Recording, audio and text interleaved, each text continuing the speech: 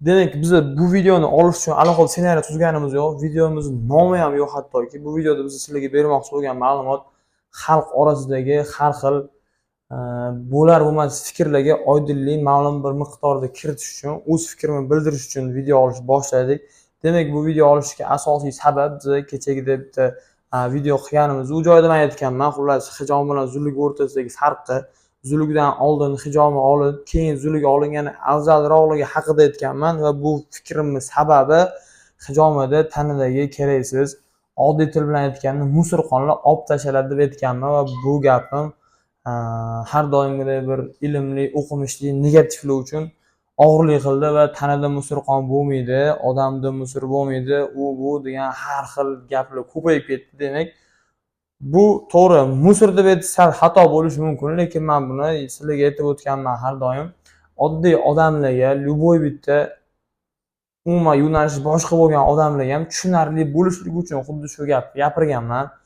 Lekin biz bu qonni olib hozir laboratoriyada tekshiradigan bo'lsak, buni tarkibiy qismlari, elementlari chiqadi, lekin kam. Misol uchun, tomirdan xuddi shu ekanmiz, tomirdan qon olsa, gemoglobini 130 chiqadigan bo'lsa, men bankadagi qonni tekshiradigan bo'lsak, u narsa 60, 70, balkim 50 chiqishi mumkin. Lekin 100 dan past chiqishi aniq. Demak, buni tarkibidagi tirik qismi kam bo'ladi. Faktiski bu haqda ma'lumotlar berilgan YouTube'dan yoki Google'dan yoki 8-sinf anatomiyasidan o'qisak ham bo'ladi.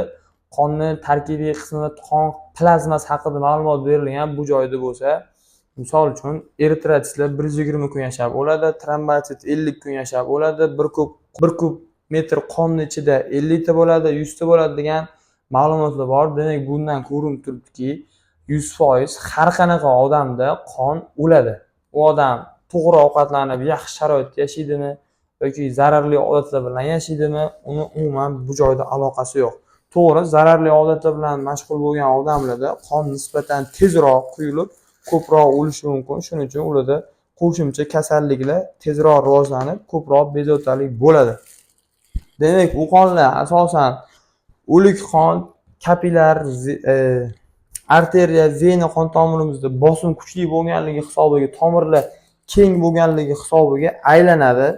Lekin kelib qachonki terining ustki qavatida kapillar qon tomirlarga kelgandan keyin bosim kamayganligi hisobiga u qonlar yurishdan sekinlashadi va xuddi hammamiz tasavvur qilishimiz uchun ko'chada ariq yoki biron bir latok chetida yig'ilib qoladigan quyqumlari, xuddi shunga o'xshash holatda bu qon turib qoladi va bosh og'rig'ini keltirib chiqishining sababi qon bosimi ko'tarilishi, deylik qo'l oyoq uvishish, muzlash, shunga o'xshash muskuldagi muammolarning hammasining asosiy sababi faqatgina mana shu qon bo'ladi.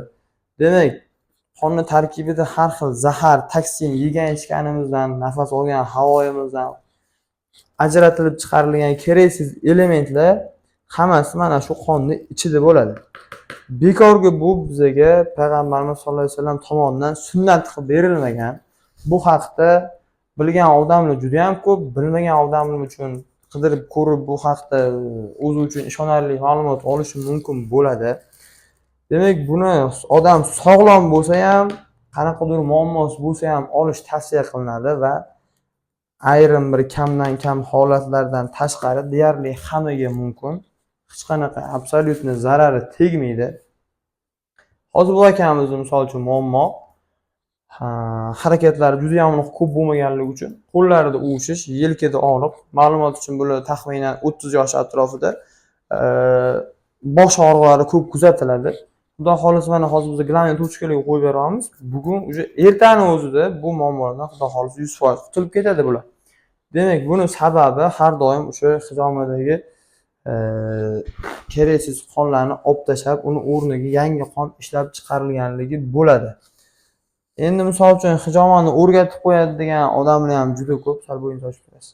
Hijomni o'rgatmaydi, 100% hech qachon o'rgatmaydi. Buni o'rgatadigan odamlarga ham bu gap aytganman, eshitgan bo'lsanglar.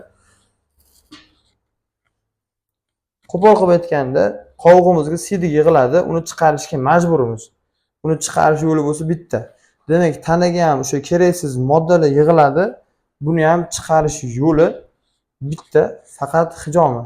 Zuluk olish foydali, qonni suyultiradi. Zulugi so'lagi tarkibida 100 dan ortiq ferment bor. Bu tan olamiz, juda ham foydali narsa. Lekin hijomadagi olinayotgan keraksiz o'lik qonni hech qachon zuluk suyultirib, uni yangitdan qon qilib tiriltirib bera olmaydi. Shuning uchun hijomaning o'rni boshqa, zulukning o'rni boshqa.